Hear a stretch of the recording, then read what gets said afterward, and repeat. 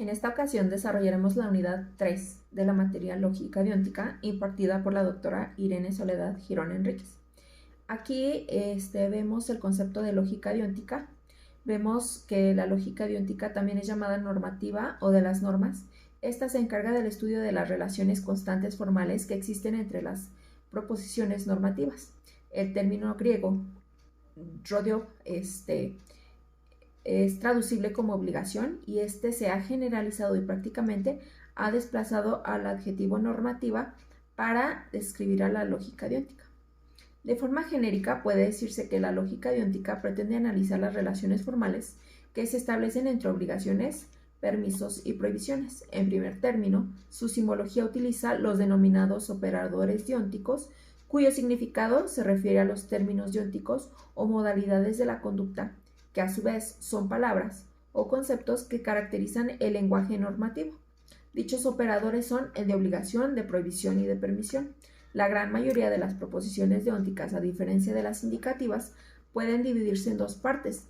La primera, la relativa a la modalidad de la conducta, que puede ser simbolizada por el operador deóntico, es decir, aquella que nos indica si existe una obligación, una prohibición o una permisión.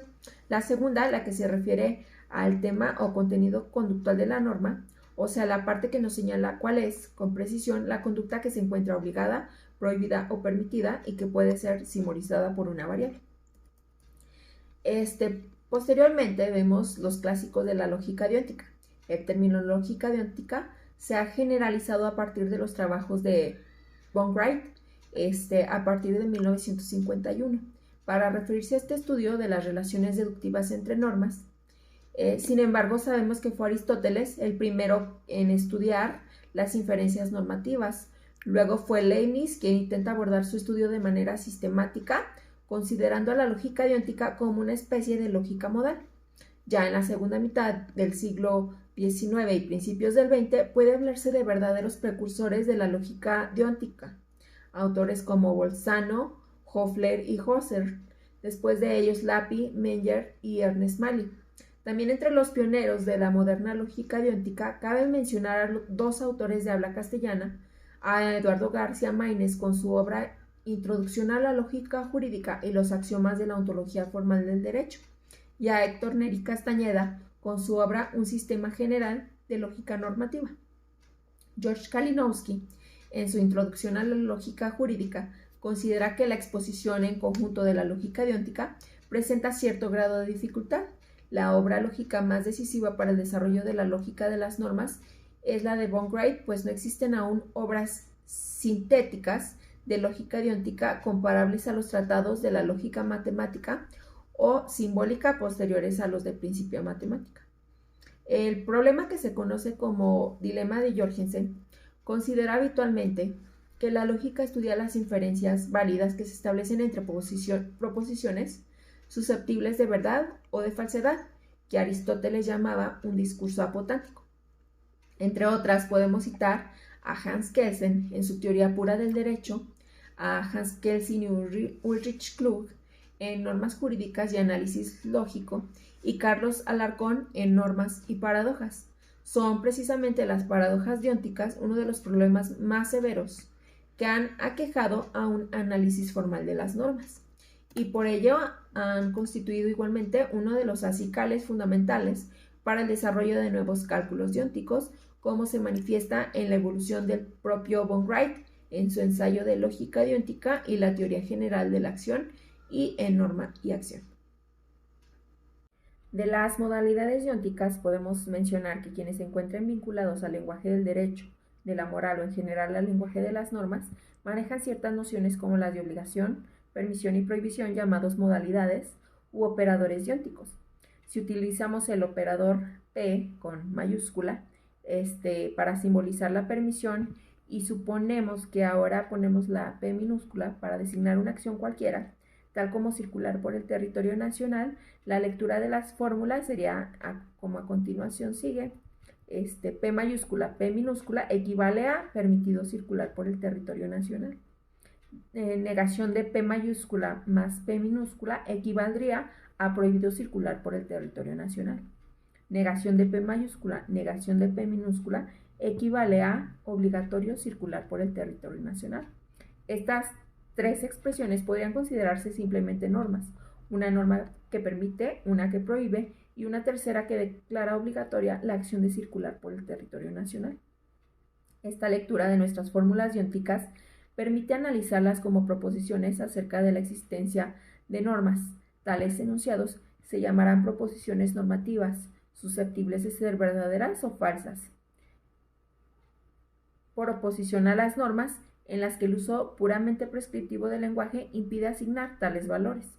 Hasta ahora nos hemos manejado con un solo operador P, sin embargo, habíamos hablado de tres operadores diónticos que son permitido, prohibido y obligatorio. Es hora de introducir los dos operadores faltantes. Usaremos la O para referirnos a la obligación y PH para referirnos a la prohibición. OP será entonces leído, por ejemplo, como existe una norma que declara la obligatoriedad de circular por el territorio nacional, o de manera más sencilla, es obligatorio circular por el territorio nacional. PH, P minúscula, se leerá a su vez como existe una norma que prohíbe circular por el territorio nacional o está prohibido circular por el territorio nacional. Hablando de la interdefinibilidad de los operadores diónticos, es que estamos ya en condiciones de establecer equivalencias. Por lo general se representan las distintas opciones de equivalencia en forma esquemática que, como presentamos en el siguiente cuadro, enunciando las diferentes opciones al realizar las equivalencias entre los operadores. Tenemos P mayúscula, dijimos, permisión, O, obligación y PH, prohibición. En el primer punto tenemos que permitido hacer P equivale a no es obligatorio no hacer P, y a su vez equivale a no está prohibido hacer P. El segundo, vemos no está permitido hacer P equivale a está obligado no hacer P, que a su vez equivale a prohibido hacer P. El tercer punto, vemos permitido no hacer P equivale a no es obligatorio hacer P, que equivale a su vez no está prohibido no hacer P. En el cuarto punto vemos que no está permitido no hacer P, y esto equivaldría a obligatorio hacer P, que equivale a prohibido no hacer P. La interdefinibilidad de los operadores diónticos son equivalencias o igualdades entre las tres modalidades diónticas, la permisión, la obligación y la prohibición, que pueden ser de gran utilidad para explicitar el sentido específico de una norma jurídica. Posteriormente vemos las leyes diónticas. De aquí vemos las leyes diónticas derivadas de las leyes proposicionales. Vemos que así como existen leyes en el campo de la lógica proposicional, de la misma manera pueden establecerse tautologías diónticas en el dominio del razonamiento normativo. Ciertos lógicos representan la estructura de la proposición normativa con una función que contiene solo un operador dióntico y una variable proposicional. Cabe advertir ante todo que la lógica dióntica no reemplaza la proposicional, sino que la incluye. Así tenemos que la manera más simple de obtener leyes de la lógica dióntica consiste en transformar las leyes del cálculo proposicional clásico en leyes diónticas, reemplazando las variables proposicionales que figuran en las tautologías por las funciones proposicionales diónticas. Así, por ejemplo, tenemos la ley del modus ponens, la ley del dilema constructivo y la ley del tercero excluido. Sin embargo, la sustitución puede hacerse en todas las leyes de la lógica proposicional y en cada caso la variable puede reemplazarse por una fórmula dióntica simple. El método para importar tautologías proposicionales a la lógica dióntica es la regla de sustitución. La regla de sustitución contiene un caso especial privilegiado que es el intercambio. Esto ocurre también en el paso de la lógica proposicional a una fórmula deóntica. Cualquier componente proposicional de una fórmula deóntica puede intercambiarse por su equivalente sin alterar el valor de la fórmula inicial. Las leyes deónticas derivadas del cuadro de oposición deóntico. Aquí vemos que la lógica normativa también cuenta con un cuadro de oposición en el que se indican gráficamente algunas de las relaciones entre las modalidades deónticas. La línea horizontal superior representa la ley de contrariedad, que vincula como contrarios A o P, y PHP. La horizontal inferior simboliza la ley de subcontrariedad, en donde P mayúscula, P minúscula y P o P son subcontrarios. Verticales, las leyes de subalternación, donde PP es subalterna de OP y P negación de P es subalterna de PHP. Y las diagonales, las leyes de contradicción, que establece la incompatibilidad entre OP y P negación de P y entre PHP y PP.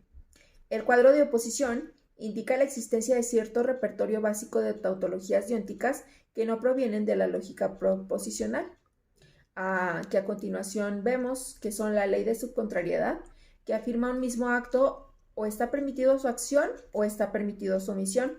Por ejemplo, está permitido apostar o bien está permitido no apostar.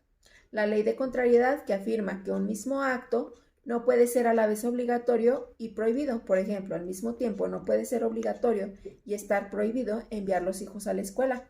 Aquí vemos la ley de subalternación, la primera ley de subalternación, la segunda ley de subalternación, la primera ley de contradicción y la segunda ley de contradicción. Posteriormente vemos el operador F. Vemos que en nuestro sistema las acciones que están permitidas en estos dos sentidos de la permisión se llamarán facultativas, denominadas también libres o indiferentes. Pero hay que aclarar que cuando decimos que una acción está permitida, es decir, P mayúscula, P minúscula, solo queremos afirmar que está permitido cumplirla, sin abrir juicio sobre su omisión. Si la omisión está también permitida, la conducta será facultativa. Si la omisión está prohibida, la acción resultará en definitiva obligatoria. Estas precisiones nos permiten introducir el operador F que utilizaremos para las acciones facultativas, es decir, que una acción es facultativa si y solo si está permitido cumplirla y también está permitido omitirla. Las leyes diónticas aplicables a las conductas complejas. Aquí vimos que en el lenguaje normativo la permisión, la obligación y la prohibición pueden calificar conductas complejas. Por ejemplo, es obligatorio cumplir los contratos o indemnizar los daños provocados por el incumplimiento. Está prohibido tener hijos y no alimentarlos. Nos está permitido seguir o no seguir una carrera universitaria. Nuestras fórmulas diónticas deberán dar cuenta de tales situaciones no reflejadas en las fórmulas con las que hasta ahora nos hemos manejado. Convendremos en que expresiones tales como está permitida la conducta P o la conducta Q, o no es obligatorio que si se realiza la conducta P, entonces se realice la conducta Q, está prohibido omitir y realizar Q, etcétera, serán también fórmulas bien formadas de la lógica dióntica. Las leyes diónticas enumeradas en los apartados anteriores también serán válidas para las nuevas fórmulas introducidas. Estas son la ley de subcontrariedad, la ley de subalternación y la ley de contradicción. Además, existen ciertas tautologías específicas de fórmulas compuestas que contienen descripciones de conducta. Enseguida nos referiremos a las tautologías del sistema. La primera de estas tautologías es el principio de distribución de la permisión. Decir que está permitido un acto determinado u otro es lo mismo que afirmar que está permitido uno o que está permitido el otro. Si está permitido tomar café o té, se puede inferir que está permitido tomar café o que está permitido tomar té y viceversa. La segunda tautología es el teorema de distribución de la obligación. Esta puede ser enunciada como la conjunción de dos actos es obligatoria si y solo si cada uno de ellos es obligatorio. El teorema de la obligación alternativa es otra tautología. Esta nos dice que si es obligatorio realizar un acto o es obligatorio realizar otro, entonces será obligatorio realizar uno o el otro. La inversa, en cambio, no es válida. Si recibimos una mercancía a prueba, tendremos la obligación de pagarla o devolverla como alternativa, pero no existe la obligación de pagar y devolver la mercancía al mismo tiempo. Aquí cada acto es independiente, o se lleva a cabo uno o se lleva a cabo el otro. El teorema de la permisión conjunta nos dice que si está permitido realizar dos actos conjuntamente, cada uno de ellos estará también permitido. Si se me permite asistir a clase y presentarme al examen, puedo inferir que tanto el asistir a clase como el presentarme al examen me están permitidos. Sin embargo, no resulta la inversa. Puede darse el caso de que actos individualmente permitidos cuya realización conjunta no está permitida. Por ejemplo, Asistir a clases está permitido y también lo está jugar baraja, pero la conjunción de ambas acciones no está permitida.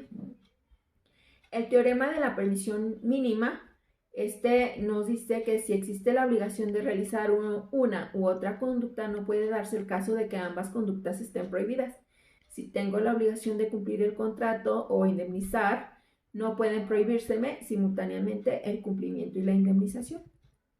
Bien, posteriormente vemos otro tema que es la teoría de los predicados diónticos. Aquí García Maínez estudia las relaciones lógicas existentes entre las normas a través de las relaciones que se establecen entre las clases de procederes o conductas. En este sentido, divide las conductas primero en regladas, J, la señala con la J mayúscula, y no regladas por normas jurídicas.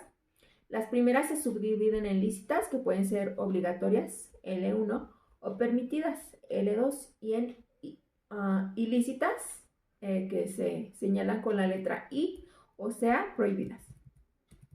En los axiomas de la ontología formal del derecho vimos los procederes jurídicamente lícitos y jurídicamente ilícitos y las clases correspondientes. Aquí vimos que el derecho regula la conducta humana mediante la imposición de deberes y el otorgamiento de facultades y por tanto necesariamente se traduce en una serie de prohibiciones y permisiones. La conducta jurídicamente regulada solo puede ostentar el signo negativo de la licitud, caso en el cual decimos que está prohibida, o el positivo de la licitud, en cuyo caso se encuentra permitida. Aquí vimos la clase I como complemento de L, la clase de los procederes jurídicamente regulados como suma lógica de L y de I, la clase de los procederes jurídicamente ordenados, subclase de L, la clase de los procederes jurídicamente libres, subclase de L. Vimos L1 como clase producto, L2 como clase producto. Posteriormente, vimos los 5 axiomas de la ontología formal del derecho, estos que fueron propuestos por von Wright. El primero de ellos, el primer axioma, es el principio ontológico jurídico de identidad.